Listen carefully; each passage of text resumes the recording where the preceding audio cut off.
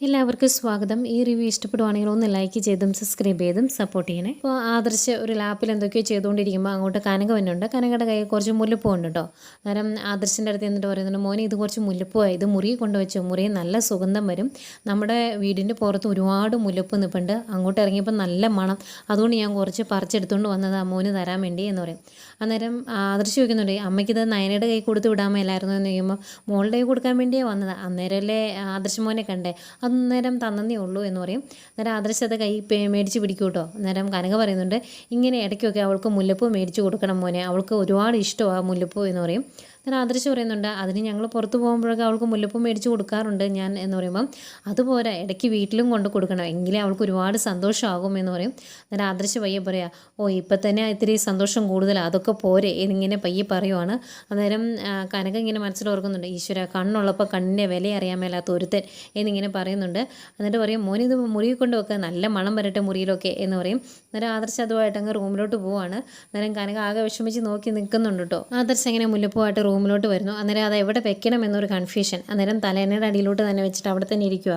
അന്നേരം നയനെ അങ്ങോട്ട് ബാത്റൂമിലൊക്കെ പോയിട്ട് വരുന്നുണ്ട്. അന്നേരം ചോദിക്കും, ഈ റൂമിൽ തന്നെ നല്ല മുല്ലപ്പൂവിൻ്റെ മണം ഉണ്ടല്ലോ എന്ന് പറയുമ്പം ആദർശ് പറയുന്നത്, മുല്ലപ്പൂവിൻ്റെ അല്ല പാലപ്പൂവിൻ്റെ മണമാണ്, ഇതിൻ്റെ അകത്തൊരു രക്ഷയുണ്ടല്ലോ എന്ന് പറയും. അന്നേരം ആദർശിനോട് നയന ചോദിക്കുന്നുണ്ട്, അപ്പോൾ വേറെ പെൺകുട്ടികൾ ഈ റൂമിൽ വരാറുണ്ടോ എന്ന്. ആദർശ് വരും, വേറെ പെൺകുട്ടികളുണ്ടെങ്കിൽ അത് ഞാൻ അങ്ങനെ പറഞ്ഞേനെ, ഇത് യക്ഷി എന്നല്ലേ പറഞ്ഞത് എന്ന് ചോദിക്കും. അന്നേരം നയന പറയുന്നുണ്ട്, ഡിസൈൻ ചെയ്തു തരാനൊക്കെ ഈ യക്ഷിയെ കണ്ടുള്ളായിരുന്നു, വേറെ ആരെയും കണ്ടില്ലായിരുന്നു എന്ന് പറയും. എന്നിട്ട് അതിൻ്റെ കൂടെ പറയുന്നുണ്ട്, പുറത്ത് വലിയ ഫ്ലെക്സ് വെച്ചിട്ടുണ്ടല്ലോ ജ്വല്ലറിയിലെ, ആ മോഡൽ ധരിച്ചിരിക്കുന്ന ആ ആഭരണങ്ങളെ അതൊക്കെ ഞാൻ തന്നെ ഡിസൈൻ ചെയ്താൽ അതിൻ്റെ നന്ദി ഇടയ്ക്കൊക്കെ ഇങ്ങോട്ട് കാണിക്കണം എന്ന് പറയും. അന്നേരം ആദർശ് പറയും, അതിൻ്റെ നന്ദിയൊക്കെ നിനക്ക് നിന്നോട് ഞാൻ കാണിക്കാറുണ്ട്, അതുകൊണ്ടാണ് നിനക്ക് ഞാൻ നെക്ലേസ് കൊണ്ടുത്തന്നത്, അത് ഒരു ദിവസം പോലും തികച്ച് നീ കഴുത്തിൽ ഇട്ടില്ലല്ലോ എന്ന് പറയും. അന്നേരം നയന പറയുന്നുണ്ട്, ആദർശേട്ടൻ തന്നെയല്ലേ പറഞ്ഞത് അതെന്തെങ്കിലും ഫംഗ്ഷൻ വരുമ്പോഴൊക്കെ ഇട്ടാൽ മതിയെന്ന്. മുത്തശ്ശനും മുത്തശ്ശിയും അങ്ങനെ പറഞ്ഞു. പിന്നെ എനിക്ക് സ്വർണ്ണത്തോട് വലിയ ആഗ്രഹമൊന്നുമില്ല, അതുകൊണ്ടാണ് ഞാനത് ഊരി വെച്ചത്, അത് ആദർശേട്ടൻ അറിയാവുന്നതല്ല എന്ന് ചോദിക്കും.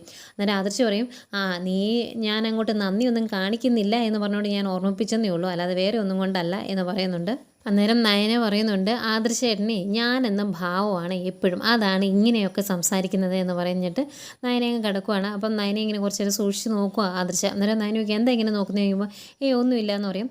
നയന തിരിഞ്ഞ് കിടന്നങ്ങ് ഉറങ്ങുവാണ്. പിന്നെ കാണിക്കുന്നത് നയന ഓടി വന്ന് ഛർദ്ദിക്കുക കേട്ടോ. അദ്ദേഹം കനക ഓടി വന്നിട്ട്, എന്താ മോളെ എന്താന്ന് ചോദിക്കും. അന്നേരം നയന ഒരു ചെറു പുഞ്ചിരിയോടെ കനകയുടെ മുഖത്തോട്ട് നോക്കുവാണ്. കനകയ്ക്കും ഭയങ്കര സന്തോഷം. അന്നേരം അങ്ങോട്ട് ദേവയാനി വരും. എന്നിട്ട് ദേവയാനി ചോദിക്കും, എന്താ ഇവൾക്ക് പറ്റിയതെന്ന് ചോദിക്കുമ്പോൾ, വിവാഹശേഷം എല്ലാവർക്കും പറ്റുന്നത് തന്നെയാണ് മോൾക്ക് പറ്റിയത്, ഏതായാലും ആദർശ് മോൻ്റെ അമ്മ ഒരു മുത്തശ്ശിയാകാൻ പോവുകയാണ് എന്ന് പറയും. അന്നേക്കും കറക്റ്റ് അങ്ങോട്ട് ആദർശ് മോനുണ്ട് കേട്ടോ. ആദർശിന് ഒരു നോട്ടം അങ്ങ് നോക്കും ദേവയാനിക്ക് ആകെ വിഷമമാണ്. എന്നിട്ട് ദേവയാനി പറയുന്നുണ്ട്, അതൊന്നും ആയിരിക്കില്ല, അവൾക്ക് വല്ല ഫുഡ് പോയിസണും ആയിരിക്കും എന്ന് പറയും. എന്നിട്ട് ഇത് ഫുഡ് പോയിസണൊന്നുമല്ല, ലക്ഷണം കണ്ടാൽ അറിയത്തില്ലേ, ഇത് തന്നെയാ എന്ന് പറയും. എന്നിട്ട് ആദർശനോട് പറയുന്നുണ്ട്, രണ്ടുപേരും വഴക്കാണ് എന്ന് പറഞ്ഞ് അങ്ങോട്ടും ഇങ്ങോട്ടും തല്ലും പിടുത്തമായിട്ട് നടന്നിട്ട് എല്ലാം ഒപ്പിച്ച് വെച്ചല്ലോ മോനെ, ഏതായാലും നല്ല കാര്യമായെന്ന് പറയും.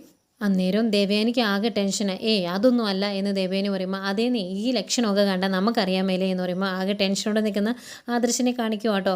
എന്നിട്ട് ഇതെല്ലാം കണ്ടിട്ട് ഭയങ്കരമായിട്ട് സന്തോഷത്തോടെ ചിരിക്കുന്ന കനകയാണ് കാണിക്കുന്നത്. കനക കിടന്ന് ചിരിക്കുന്നത് ബെഡേ കിടന്നാണ് സ്വപ്നം കാണുന്ന കേട്ടോ കനക. അന്നേരം കുറേ ചിരിക്കുമ്പോൾ അടുത്ത് ജലജ കിടപ്പുണ്ടല്ലോ. അപ്പോൾ ജലജ, എന്താടി രാത്രി കിടന്ന് ഇങ്ങനെ മാത്രം ചിരിക്കാനിരിക്കുന്നതെന്ന് ചോദിക്കും. അന്നേരത്തേക്കും കനക എഴുന്നേക്കും. അന്നേരം കനക പറയുന്നുണ്ട്, നല്ലൊരു സ്വപ്നം കാണുമായിരുന്നു, അതങ്ങ് നശിപ്പിച്ചു എന്ന് പറയും.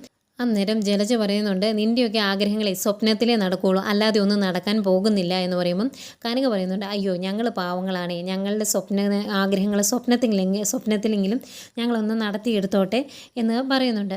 അത് കഴിഞ്ഞ് ജലജ പറയുന്നുണ്ട്, നിനക്ക് മര്യാദയ്ക്ക് കിടന്ന് ഉറങ്ങിയ തന്നെ, മനുഷ്യനെ ഒന്ന് ഉറങ്ങാൻ പോലും സമ്മതിക്കത്തില്ലല്ലോ എന്ന് പറയുമ്പം കനക പറയുന്നുണ്ട്, അതെ ഞങ്ങളുടെ സ്വപ്നം ഏതാണെന്നറിയുമോ, ഈ വീട്ടിൽ വലിയൊരു വിഷപ്പാമ്പുണ്ട്, ഭക്ഷണം കഴിച്ചിട്ട് ആ കൈക്ക് തന്നെ കുത്തുന്നൊരു വിഷപ്പാമ്പ്, അതിനെ എല്ലാവരും കൂടി തല്ലി ഓടിക്കുന്ന സ്വപ്നമാണ് ഞാൻ കണ്ടത് എന്ന് പറയുമ്പം ജലജ പറയുന്നുണ്ട്, ഈ പോക്ക് പോയിട്ടുണ്ടെങ്കിൽ നിന്നെയൊക്കെ ഇവിടുന്ന് തല്ലി ഓടിക്കേണ്ടി വരും, നിനക്കൊക്കെ നാണമില്ല ഇങ്ങനെ ഇവിടെ കിടക്കാൻ എന്ന് ചോദിക്കും. അന്നേരം കനക പറയും, അതെ നീ കൂടുതൽ വർത്തമാനമൊന്നും പറയണ്ട, എൻ്റെ മൂത്ത മോളുടെയും കാര്യങ്ങൾ മൊത്തം നോക്കണമെന്ന് നിന്നോടാണ് മുത്തശ്ശൻ പറഞ്ഞേക്കുന്നത്, അതുകൊണ്ട് നീ മര്യാദയ്ക്ക് ഇരിക്കുന്നതാണ് നല്ലത് എന്ന് പറഞ്ഞിട്ട് കനക അങ്ങ് കിടക്കുമ്പം ജലജ പറയുന്നുണ്ട്, ഈ പണ്ടാരമൊക്കെ കാരണം ഉറങ്ങാൻ പോലും പറ്റുന്നില്ലല്ലോ എന്ന് ദേഷ്യപ്പെടുന്നുണ്ട്. പിന്നെ അനിയാണ് കാണിക്കുന്നത്. അനിക്ക് നന്ദുവിനെ ഒന്ന് വിളിക്കാതെ കിടന്ന് ഉറങ്ങാൻ പറ്റുന്നില്ല. അന്നേരം ഈ സമയത്ത് വിളിച്ചാൽ ഇഷ്ടപ്പെടുമോ എന്നൊക്കെ ആദ്യം ഓർക്കുന്നുണ്ട്. പിന്നെ ഫോൺ വിളിക്കും. ഫോൺ വിളിച്ച് കഴിയുമ്പോൾ നന്ദു ഫോൺ എടുക്കുവാണ്. എന്നിട്ട് ചോദിക്കും, എന്താ അനി ഇത്ര താമസിച്ച് ഈ നേരത്ത് ഇങ്ങനെ ഫോൺ വിളിക്കുന്നത് എന്ന് ചോദിക്കുമ്പോൾ, എനിക്ക് നന്ദുവിൻ്റെ ശബ്ദം ഒന്ന് കേൾക്കണം എന്ന് തോന്നി, അല്ലാതെ എനിക്ക് ഉറങ്ങാൻ പറ്റില്ല എന്ന് പറയും. അപ്പം നന്ദു പറയുന്നുണ്ട്, എൻ്റെ ശബ്ദം എന്തിനാണ് നീ കേൾക്കുന്നത്?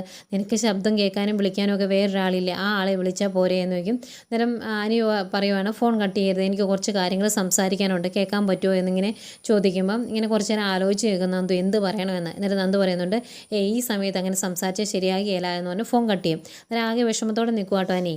പിന്നീട് ആദർശിനെ കാണിക്കുന്നു. ആദർശിനെ നയനിങ്ങനെ ഉറങ്ങിക്കിടക്കുന്ന കാണുമ്പോൾ ഒരു ഇഷ്ടമൊക്കെ തോന്നുന്നുണ്ട് കേട്ടോ. അന്നേരം ആദർശ് മനസ്സിലോർക്കുക, ഇവളൊരു സാധാരണ പെൺകുട്ടിയല്ല, എന്തൊക്കെയാണേലും ഈ വീട്ടിലെ പണി മൊത്തം ചെയ്ത് ബാക്കി എല്ലാ കാര്യവും എല്ലാവരുടെയും നോക്കുന്നത് ഇവൾ തന്നെയല്ലേ. ഈ കാലത്ത് ഇതുപോലുള്ള പെൺകുട്ടികളൊക്കെ ഉണ്ടാവുമോ എന്നൊക്കെ ഇങ്ങനെ നോക്കുവാണ്, ഓർത്തിങ്ങനെ മുഖത്തോട്ട് നോക്കുവാണ്. എന്നിട്ട് പയ്യെ നയനയുടെ മുഖത്തിങ്ങനെ തൊടാൻ ചെല്ലുക. എന്നിട്ട് ആദർശ് തന്നെ ആദർശിനെ കൺട്രോൾ യുവർ സെൽഫ് ആദർശ് എന്ന് പറഞ്ഞ്, എന്നിട്ട് ഓർക്കുക, ഞാൻ അത്ര ചീപ്പൊന്നുമല്ല, അങ്ങനെ ചെയ്താൽ ശരിയാകിയല്ല എന്നിങ്ങനെ പറഞ്ഞ് പയ്യെ എഴുന്നേറ്റിരിക്കുക. അന്തേക്കും ആദർശിൻ്റെ മനസ്സ് ആദർശിനോട് സംസാരിക്കുന്നതായിട്ട് കേൾപ്പിക്കുവാണ്. അപ്പോൾ വന്ന് പറയുന്നുണ്ട്, എടാ നീ എന്നതായി കാണിക്കുന്നത്, നിൻ്റെ ഭാര്യയല്ലേ അടുത്ത് കിടക്കുന്നത്, ആ ഭാര്യയെ നിനക്കൊന്ന് നെഞ്ചോട് ചേർത്ത് കിടത്തിയെന്ന് ഓർത്ത് എന്താ സംഭവിക്കാൻ പോകുന്നത്, ഇങ്ങനെയൊക്കെ ആണെങ്കിൽ നിൻ്റെ ജീവിതം വലിയൊരു പരാജയമായി പോകും കേട്ടോ എന്നൊക്കെ ഇങ്ങനെ പറയുക.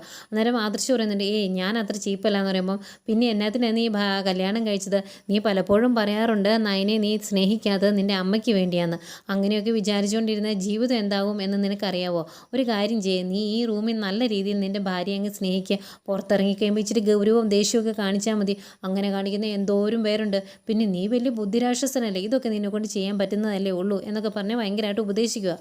പക്ഷേ ആദർശ് അതങ്ങ് അംഗീകരിച്ച് കൊടുക്കുന്നില്ല. അന്നേരം പറയുന്നുണ്ട്, ഈ കിടക്കുന്ന ഇവളെ നിനക്ക് ഒരുപാട് ഇഷ്ടമാണ്, നിൻ്റെ മനസ്സ് കീറി പരിശോധിച്ചിട്ടുണ്ടെങ്കിൽ അവളോടുള്ള സ്നേഹം മാത്രമേ ഉള്ളൂ എന്ന് അറിയാം, പക്ഷേ അത് പ്രകടിപ്പിക്കാൻ നിനക്കറിയത്തില്ല, അങ്ങനെ പ്രകടിപ്പിക്കാതിരുന്നിട്ട് കാര്യമില്ലല്ലോ, നിൻ്റെ ഭാര്യയല്ലേ, നീ ഇവളുടെ മുമ്പിലൊന്ന് തോറ്റു കൊടുക്കുക, അങ്ങനെ തോറ്റു കൊടുത്തിട്ടുണ്ടെങ്കിൽ പിന്നീട് അങ്ങോട്ട് നിൻ്റെ ജീവിതം ശരിയാകും എന്നൊക്കെ ഇങ്ങനെ പറയുന്നുണ്ട്. എന്നിട്ട് പറയുന്നുണ്ട്, നീ ശരിക്കും ഒരു മുരടനായ ഭർത്താവാണ്, നിനക്ക് ഇതുപോലൊരു പെൺകുട്ടിയെ കിട്ടിയത് തന്നെ നിൻ്റെ ഭാഗ്യമാണ് എന്ന് പറയുമ്പോൾ, മുരടനോ ഞാനോ എന്ന് ചോദിച്ച് ആ തലേനെ എടുത്ത് അങ്ങ് എറിയും, അതുപോലെ മുല്ലപ്പൂ ഒക്കെ എടുത്ത് എറിയുമോ. അന്തേക്കും പെട്ടെന്ന് നയനെ ഞെട്ടി എഴുന്നേക്കും, അയ്യോ എന്ന് പറഞ്ഞാൽ ഉറക്കെ കരയാൻ തുടങ്ങുമ്പോൾ വാ പൊത്തിപ്പിടിക്കും.